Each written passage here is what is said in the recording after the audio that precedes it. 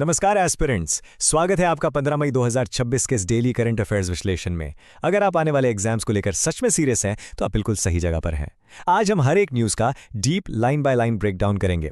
Concept clarity और exam relevance पर हमारा पूरा फोकस रहेगा। और हाँ, इस विश्लेषण के एंड तक जरूर बने रहिएगा क्योंकि हम कल के टॉपिक्स का एक high energy rapid fire revision करेंगे ताकि फैक्ट्स आपके दिमाग में हमेशा के लिए लॉक हो जाए। तो चलिए बिना किसी देरी के शुरू करते हैं।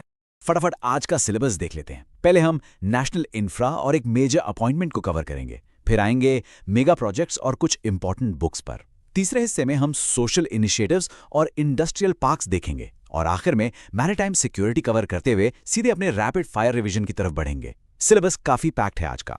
तो चलिए शुरुआत करते हैं पहले सेक्शन से। यहाँ हम बात करेंगे क्रिटिकल नेशनल इंफ्रास्ट्रक्चर की और कुछ ऐसे हाई प्रोफाइल गवर्नमेंट अपॉइंटमेंट्स की जो आपके अपकमिंग एग्जाम्स के लिए बिल्कुल हॉट टॉपिक्स हैं। ध्यान दीजिए, सेंट्रल गवर्नमेंट ने इंडिया के पहले semi high speed rail corridor को ग्रीन सिग्नल दे दिया है। ये पूरा प्रोजेक्ट करीब 667 करोड़ रुपीस का है।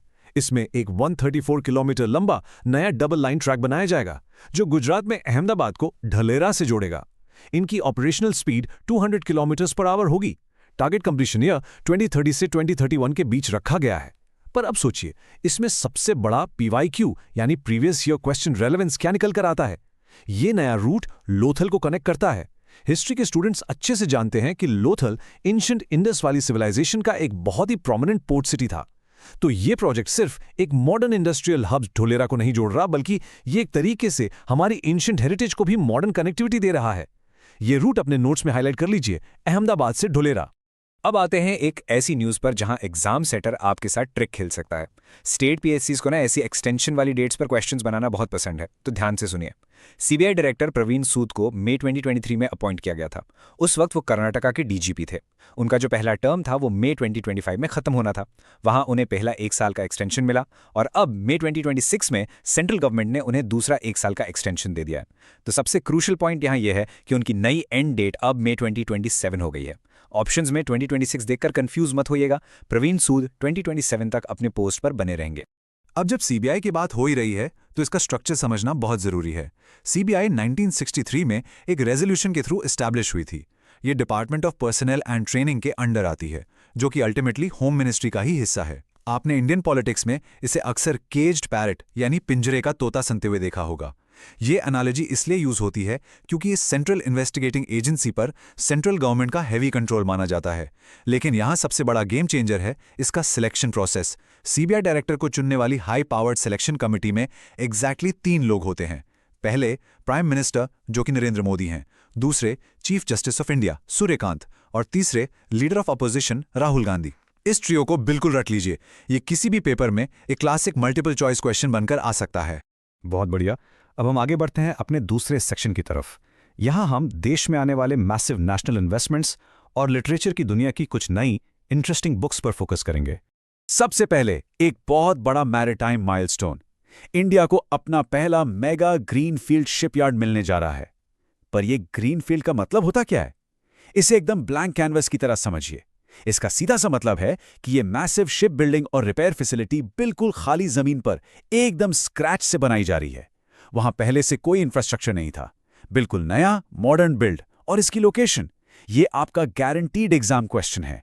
इसे तमिलनाडु के थूथुकुडी में VO चिदंबरनार पोर्ट पर डेवलप किया जा रहा है। इस लोकेशन को अपने दिमाग में और अपने नोट्स में दोनों जगह मार्क कर लीजिए। इस शिपयार्ड का स्केल कितना बड़ा है ये समझने के लिए हमें एक टेक्निकल टर्म को समझना होगा, ग्रॉस टनेज या GT। सिंपल शब्दों में अगर कहूं तो GT एक इंटरनेशनल स्टैंडर्ड है जो किसी शिप के ओवरऑल इंटरनल वॉल्यूम को मेजर करता है, यानी उसके अंदर आखिर कितनी जगह है, ना कि उसका फिजिकल वेट। थूथुकुडी शिपयार्ड की एनुअल कैपेसिटी 2.5 मिलियन GT होने वाली है। यह मैसिव प्रोजेक्ट एक ट्राइपार्टाइट अग्रीमेंट के थ्रू बन रहा है। इसमें 3 पार्टी शामिल हैं, साउथ कोरिया, इंडिया और सागरमाला फाइनेंस कॉरपोरेशन। ये इंडिया के प्योर मैरिटाइम इकोसिस्टम के लिए एक बहुत बहुत बड़ी लीप है। 35,500 करोड़ रुपए, इस फिगर को अच्छे से देख लीजिए। सेंट्रल गवर्नमेंट ने इस मैसिव बजट को एक गेम चेंजर एनर्जी प्रोजेक्ट के लिए अप्रूव किया है। आइए इस एनॉर्मस इन्वेस्टमेंट का पूरा ब्रेकडाउन करते हैं कि यह पैसा आखिर कहां और क्यों जा रहा है। ये 37,500 करोड़ रुपीस सरफेस कोल लिग्नाइट गैसिफिकेशन प्रोजेक्ट के लिए है। इसका टारगेट बहुत ही एम्बिशियस है, 2030 तक 100 million ton coal gasification achieve करना। पर सवाल है कि ऐसा क्यों किया जा रहा है। देखिए, सिर्फ कोयला जलाने से पोल्यूशन होता है और एफिशिएंसी कम मिलती है। ये साइंटिफिक प्रोसेस अंडरग्राउंड कोल और ब्राउन कोल को, जिसे हम लिग्नाइट कहते हैं, सिंथेसिस गैस यानी सिंगास में कन्वर्ट कर देता है। सिंगास बहुत ही वर्सेटाइल होती है, जो फ्यूल और फर्टिलाइजर्स दोनों बनाने के काम आती है। जब हम इसे डोमेस्टिकली प्रोड्यूस करेंगे तो इंडिया को महंगे एलएनजी, यूरिया, अमोनिया और मीथेन बाहर से इंपोर्ट नहीं करने पड़ेंगे। इकोनॉमिकली देखें तो इससे 2.5 से 3 लाख करोड़ तक की टोटल इन्वेस्टमेंट्स आएंगी, 20,000 नई जॉब्स क्रिएट होंगी और इंपोर्ट सेविंग्स की वजह से गवर्नमेंट को 6,300 करोड़ रुपीस का एनुअल प्रॉफिट होगा। और चूंकि इंडिया के पास 401 बिलियन टन्स का ह्यूज कोल रिजर्व और 47 बिलियन टन्स का लिग्नाइट रिजर्व है, तो ये एनर्जी सिक्योरिटी के हिसाब से एक फिनोमिनल स्ट्रेटेजिक मूव है। चलिए अब थोड़ी बात लिटरेचर की कर लेते हैं। होम मिनिस्टर अमित शाह ने तुषार मेहता द्वारा लिखी गई दो बहुत ही इंटरेस्टिंग नई बुक्स लॉन्च की हैं। इनके टाइटल्स हैं the bench, the bar and the bizarre और the lawful and the laughable. Tushar Mehta India के सॉलिसिटर जनरल हैं। यहाँ एक क्विक कॉन्स्टिट्यूशनल रिकैप ले लेते हैं। आर्टिकल 76 में अटॉर्नी जनरल को हाईएस्ट लॉ ऑफिसर बताया गया है। उसके बाद सॉलिसिटर जनरल सेंट्रल गवर्नमेंट के लिए सेकंड हाईएस्ट लॉ ऑफिसर होते हैं। अब आपको लग रहा होगा कि ये बुक्स बोर करने वाली सीरियस लीगल मैनुअल्स होंगी, पर ये बिल्कुल इसका ऑपोजिट है। ये इंडियन जुडिशियल सिस्टम और कोर्ट रूम लाइफ पर बेस्ड बहुत ही ह्यूमरस और सैटारिकल एनेक्डोट से भरी हुई हैं। कॉर्पोरेट सेक्टर से क्विक अपडेट देख लेते हैं। कन्फेडरेशन ऑफ इंडियन इंडस्ट्री यानी CII ने 2026-27 के टर्म के लिए अपने नए प्रेसिडेंट अपॉइंट किए हैं आर मुकुंदन। वो राजीव मेवानी को रिप्लेस कर रहे हैं और इनके साथ शाश्वत गोयनका को वाइस प्रेसिडेंट बनाया गया है। CII एक बहुत ही मैसिव एसोसिएशन है जो गवर्नमेंट और इंडस्ट्रीज के बीच एक ब्रिज का काम करती है और इसे 1895 में इस्टेब्लिश किया गया था। तो अगर आने वाले एग्जाम्स के MCQs में आपसे CII प्रेसिडेंट का नाम पूछा जाए तो आर मुकुंदन पर बिना सोचे टिक लगाइएगा। इसी बढ़िया मोमेंटम को बनाए रखते हुए हम चलते हैं अपने तीसरे सेक्शन में। यहाँ हम सोसाइटी लेवल के इंपॉर्टेंट माइलस्टोन्स, एक मेजर स्टेट सेफ्टी इनिशिएटिव और एक मैसिव इंडस्ट्रियल पार्क की डिटेल देखेंगे। आज 15 मई है और इस दिन को globally international day of families के रूप में मनाया जाता है। UN जनरल असेंबली ने इसे 1993 में एस्टैब्लिश किया था। इसका मेन मकसद सोसाइटी में फैमिली यूनिट की इंपॉर्टेंस को हाईलाइट करना है। 2026 यानी इस साल की ऑफिशियल थीम है families, inequalities and child welfare. In international days की थीम्स को हमेशा अपने फिंगर टिप्स पे रखिए। एग्जामिनर्स ऐसे क्वेश्चन सीधे उठाकर पेपर में डाल देते हैं। तमिलनाडु में चीफ मिनिस्टर जोसेफ विजय ने एक शानदार नई इनिशिएटिव लॉन्च की है जिसका नाम है Singappenn special task force. Culturally Tamil में सिंगापेन वर्ड का मतलब होता है शेरनी या पावरफुल वुमन। ये एक highly specialized tech equipped police force है जो पब्लिक स्पेसेस जैसे कि क्राउडेड मार्केट्स, सिनेमाज और रेलवे स्टेशंस में प्योरली विमेन की सेफ्टी के लिए डेडिकेटेड रहेगी। अब ये इनिशिएटिव कितनी सीरियस है इसका अंदाजा आप इस बात से लगाइए कि इस फोर्स को डायरेक्ट CM खुद सुपरवाइज करेंगे और इसे एक इंस्पेक्टर जनरल ऑफ पुलिस यानी IGP लेवल के ऑफिसर लीड करेंगे। ये वुमेन सेफ्टी की दिशा में सच में एक बहुत पावरफुल कदम है। अब देखिए इंडिया की टेक्सटाइल इंडस्ट्री के लिए एक मैसिव डेवलपमेंट।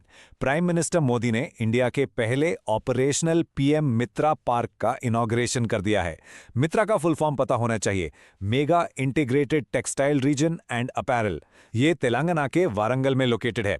वारंगल हिस्टोरिकली अपने एग्रीकल्चर के लिए जाना जाता था, पर अब 1327 एकर्स में फैले इस 1695 करोड़ के फैसिलिटी के आने से ये एक मॉडर्न टेक्सटाइल हब बन रहा है।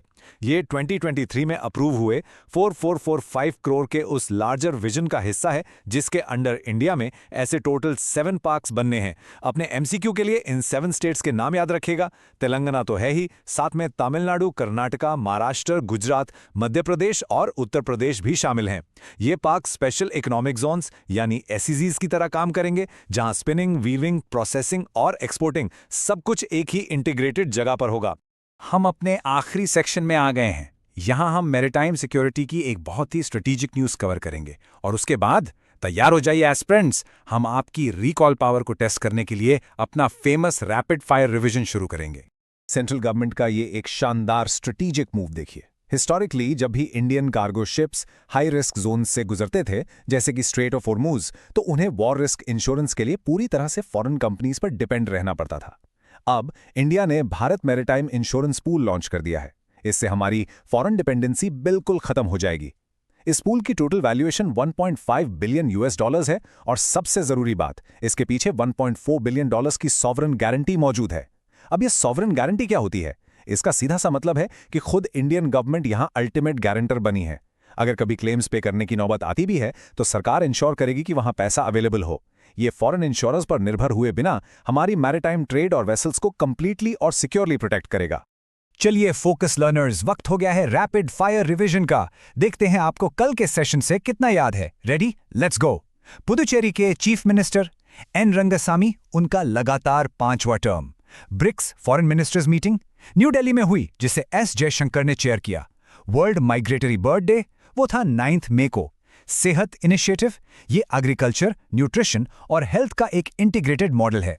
गोल्ड और सिल्वर पर इंपोर्ट ड्यूटी बढ़ाकर 15% कर दी गई।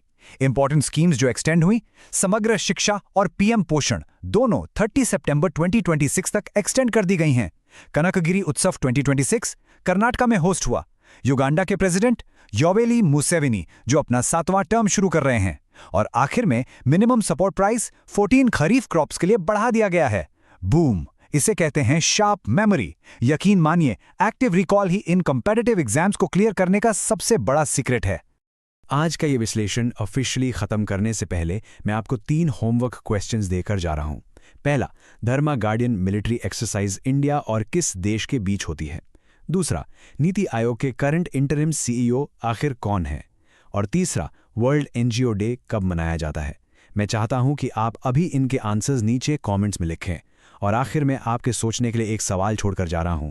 जैसे जैसे इंडिया सेल्फ रिलायंट बन रहा है, चाहे वो मेगा शिपयार्ड्स हों या मैरिटाइम इंश्योरेंस पूल्स, वो दिन कितना दूर है जब हम एक मेजर इंपोर्टर से बदलकर ईस्टर्न हेमिस्फीयर के प्राइमरी इंडस्ट्रियल एंकर बन जाएंगे? इस बारे में ज़रूर सोचिएगा।